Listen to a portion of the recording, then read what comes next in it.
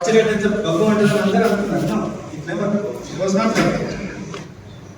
గాంధీలో ఉన్న ఒక charismatic personality ఏంటంటే విమర్శించినా కూడా చాలా గొప్పగా ఆహ్వానించేవాడు, సాధారణంగా ఆహ్వానించేవాడు. అట్లా అమ్మను కన్విన్స్ చేసుకుంటాడు.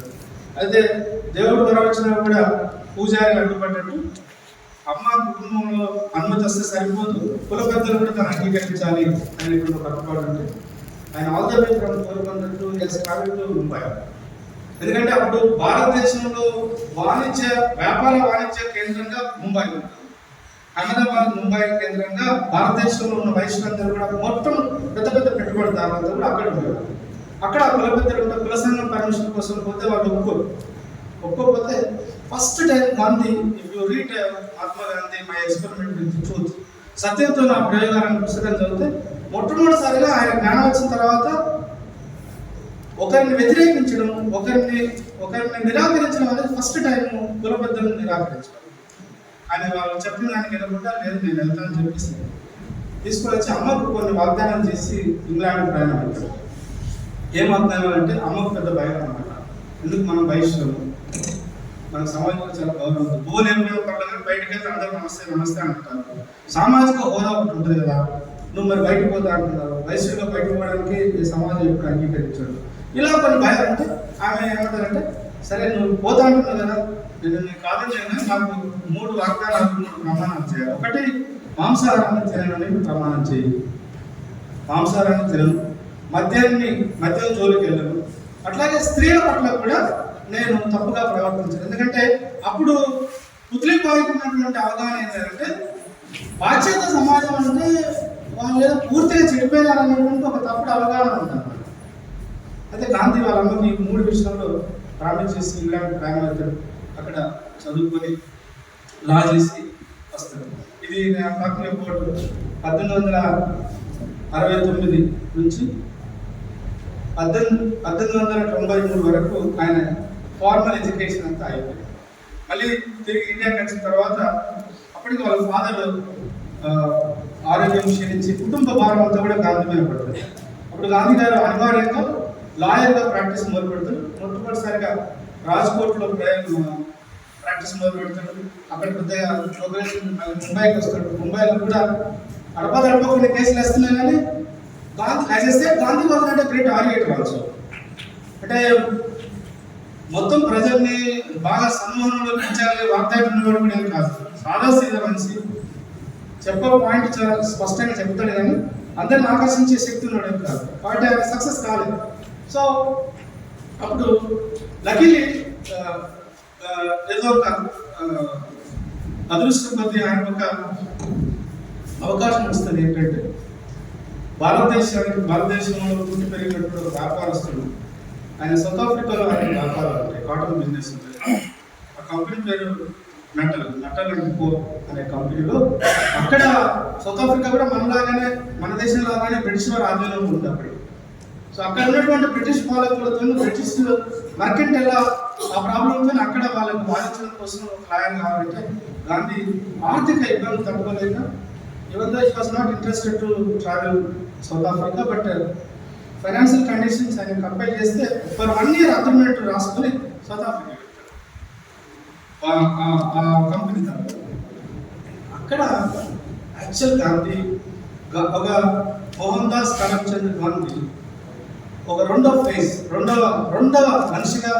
మనిషి తనలో తన గుణాత్మకమైన మార్పు రావడానికి అక్కడ ఉన్న పరిస్థితులు ఆయన జ్ఞానోదయం వైపు నడిపినాయి అని మనం గమనించవచ్చు. నేను అంటే కాదు, ఈ మాట అన్నది రామచంద్ర గుహ అనేటువంటి ఒక చరిత్రకారుడు.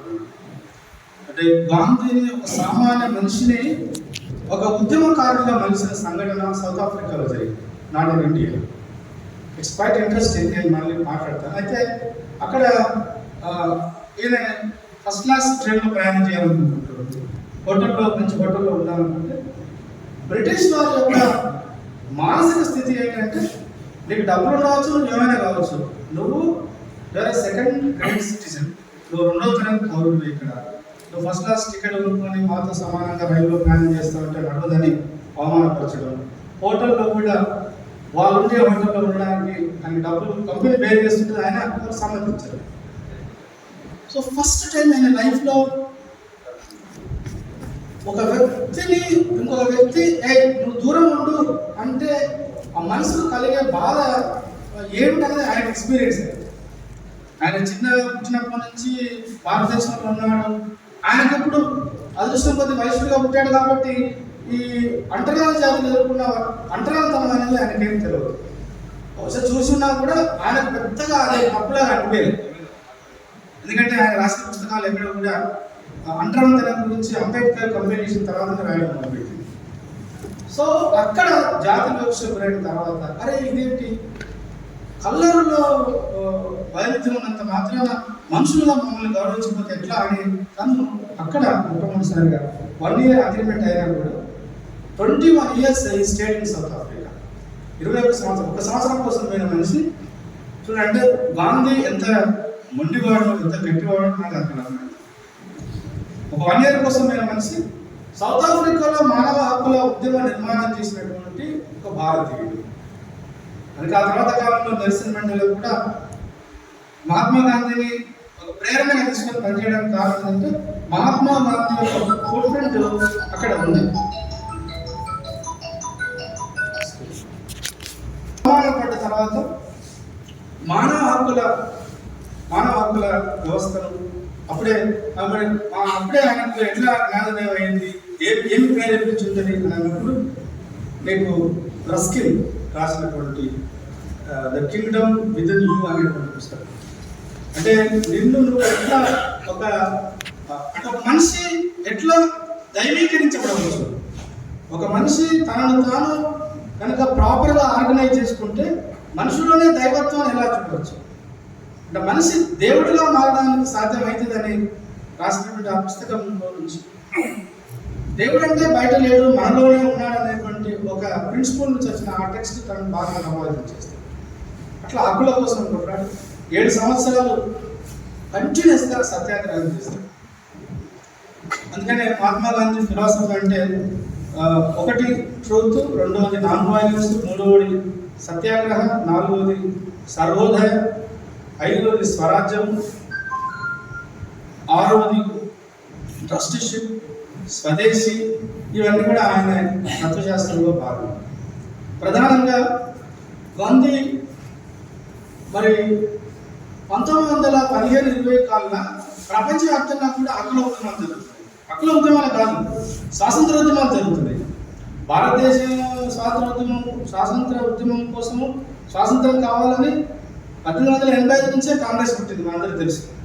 1880 నుంచి 1915 వరకు చాలా మదన్ మోహన్ మాలవీయ లాంటి వాళ్ళు, గోపాలకృష్ణ గోఖలే లాంటి వాళ్ళు, దాదాబాయి నవరోజు లాంటి వాళ్ళు, రాజా నెహ్రూ లాంటి వాళ్ళు ఇలా చాలా మంది పనిచేస్తున్నారు ఇక్కడ. 1920 కాలంలో కూడా రవి అస్తమించిన బ్రిటిష్ సామ్రాజ్యానికి వ్యతిరేకంగా ప్రపంచవ్యాప్తంగా ఉద్యమాలు నిర్మాణం అవుతున్నాయి. అలా ఉద్యమాల నిర్మాణం కావడం అనేది మన పక్కన ఉన్నటువంటి చైనాలో రెవల్యూషన్ ఉద్యమం జరుగుతుంది, మన పక్కన ఉన్న రష్యాలో ఉద్యమం జరుగుతుంది. అదే కాలంలో ఒక నియంతృత్వ భావజాలాన్ని, ఆధిపత్య భావజాలాన్ని ఆరోపణ చేసుకొని జాతీయ రాజ్యాల పేరు మీద ఒక జాతీయ రాజ్యాన్ని నిర్మించిన హిట్లర్ అందుబాటులో ఉన్నాడు. హిట్లర్ వ్యతిరేకంగా జూదులు పోరాటం చేస్తున్నారు. ఇప్పుడు ప్రపంచ చరిత్ర అంతా చూస్తే అది ఒక రకంగా పెద్ద వైబ్రెంట్ కాలం. 1900 నుంచి 1940-50 వరకు. కానీ చాలా the uniqueness of Mahatma Gandhi was this, ఏంటంటే మొత్తం ప్రపంచంలో ఉన్న అన్ని దేశాలలో చాలా వరకు అప్పటికే మార్క్స్ యొక్క సిద్ధాంతం వల్ల ప్రభావితమైన ఉద్యమాలు నిర్మాణం అవుతుంది. అంటే మార్క్స్ సిద్ధాంతం అంటే ఏమిటంటే అవసరమైతే వర్గశత్రు నిర్మూలన, అవసరమైతే శత్రువు యొక్క ప్రాణాన్ని తీయడానికి కూడా ఉద్యమం వెనకాడకూడదు అనేటువంటి ఒక ఆలోచన. And it was only Mahatma Gandhi who went against that idea. శత్రువు యొక్క మనసును కూడా మార్చాలి అంటే నిన్ను ఒక రకంగా క్రమశిక్షణలో తీసుకోవాలి. సత్యాగ్రహ, సత్యం అంటే ట్రూత్. సత్యాగ్రహం అంటే ఆయన ఇచ్చిన definition purest soul purest soul force, ఒక నిర్మలమైన హృదయం యొక్క శక్తి.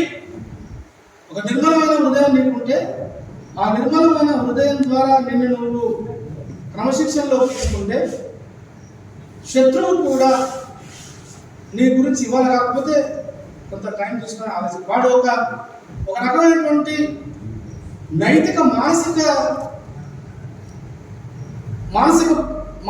స్థితిలోకి నెట్టబడతాడు.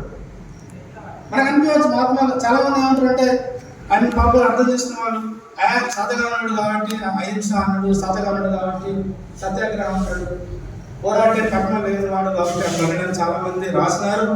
అక్కడక్కడ మళ్ళాంటి వాళ్ళు కూడా పూర్తి స్థాయి అధ్యయనం లేకపోవడం వల్ల అట్లా అభిప్రాయానికి వస్తుంది.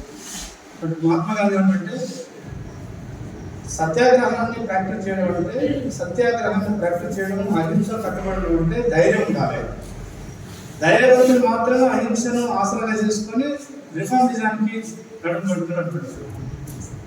అట్లా సౌత్ ఆఫ్రికాలో ఎక్స్పెరిమెంట్ చేసి అక్కడ ఇండియన్ ఒపీనియన్ అనేది ఒక పత్రిక పెట్టారు. ఇప్పుడు రాజకీయాలు అంటే ఇప్పుడు బాగా రియల్ ఎస్టేట్ వ్యాపారం చేయాలి, డబ్బులు సంపాదించాలి, ఓట్లు కొనుక్కోవాలి, సీట్లు ఎక్కాలి, ఇప్పుడు మళ్ళీ దోసుకోవాలి. అప్పుడు మీరు చూడండి, ప్రపంచవ్యాప్తంగా అందరూ రాజకీయ నాయకులు అంటే దేశం వాళ్ళ దేశాల కోసం పనిచేసినటువంటి జాతీయ నాయకులందరూ కూడా తత్వవేత్తలు. By intellect they are all philosophers. అందుకని ప్రతి ఫ్రీడమ్ ఫైటర్ తనదైనటువంటి ఆలోచనని ప్రజల్లోకి తీసుకుపోవడం కోసం చిన్నదొరతో పత్రిక పెట్టేవారు. వాళ్ళకున్న ఒకే ఒక కమ్యూనికేషన్ టూల్ ఏంటంటే పత్రికని అంటారు. అట్లా ఇండియన్ ఒపీనియన్ అనేటువంటి ఒక పత్రికను పెట్టి అది చాలా ఆ పత్రిక ద్వారా భారతదేశ ప్రజలే కాదు, ముఖ్యంగా భారతదేశ ప్రజలు ఎవరు వెళ్ళారు అంటే ఈ దేశంలో ఉన్నటువంటి ఇప్పుడు మనం బీసీలు, ఎస్సీలు, ఆదివాసులు అంటారు కదా, అలాగే కలోనియల్ స్లేవ్స్ అని అంటారు. రిచర్డ్ సర్ట్స్ అనేటువంటి ఒక శాస్త్రవేత్త ఏమంటాడంటే బానిసత్వం అనేది సామాజికంగా వచ్చే బానిసత్వం ఒకటైతే ఆర్థిక బానిసత్వం ఒకటి ఉండదు. కలోనియల్ రూలర్స్ ఇక్కడ నుంచి తీసుకెళ్ళి గొడవల్లో తీసుకెళ్ళి అక్కడ పనిచేసింది. సౌత్ ఆఫ్రికాలో ప్రధానంగా ఏంటంటే బంగారు గనులలో పనిచేయించినారు, బొగ్గు గనులలో పనిచేయించేవారు. చాలా భయంకరమైన పరిస్థితి, అది ప్రాణాలకి ఎప్పుడు రక్షణ ఉండేది. అట్లాంటి దాంట్లో పనిచేస్తుంది. మనతో పాటు చైనా నుంచి వచ్చినటువంటి వాళ్ళు, జపాన్ నుంచి వచ్చినటువంటి వాళ్ళు కూడా పనిచేస్తుండేవాళ్ళు. అట్లాంటి కార్మికుల యొక్క హక్కుల కోసం ఆయన సత్యాగ్రహం చేసినాడు, చాలా హక్కులు సాధించినాడు. సాధించిన తర్వాత అప్పుడు భారతదేశానికి గాంధీ రావడానికి కారణం ఏంటంటే గోపాలకృష్ణ గోఖలేకు ఒకటి అర్థమైంది. ఇక్కడ అంటే మసాలా ట్రావెల్ చెప్పండి, నేను చేస్తాను. ఇక్కడ ఏంటంటే భారతదేశ స్వాతంత్రం కోసము 1885లో కాంగ్రెస్ పుట్టింది. కాంగ్రెస్ ఆధ్వర్యంలో అంతకుముందు ఉన్నటువంటి అనార్గనైజ్డ్ సంఘాల కంటే కాంగ్రెస్ అనేది డెఫినెట్గా ఒక ఆర్గనైజ్డ్ పొలిటికల్ ఆర్గనైజేషన్. ఇట్లా పుట్టింది. కానీ 1885 నుంచి 1917 లేదా 16 వరకు ఆ మొత్తం కాంగ్రెస్ యొక్క చరిత్ర అంతా కూడా కేవలం పట్టణ ప్రాంతాలకు పరిమితమైనప్పుడు. అందరికీ దేశ స్వాతంత్రం కోసం కొట్టడాలని తపన ఉంది, కానీ వాళ్ళు ఎవరు కూడా గ్రామాల గురించి ఆలోచించారు. అంటే వాళ్ళ శక్తి సరిపోలేదు. గోపాలకృష్ణ గోఖలే కానీ, మదన్ మోహన్ మాలవీయ కానీ, లేకపోతే దాదాబాయి నవరోజు లాంటి వాళ్ళు, వీళ్ళందరూ కూడా, చిత్తరంజన్ దాస్, వీళ్ళందరూ కూడా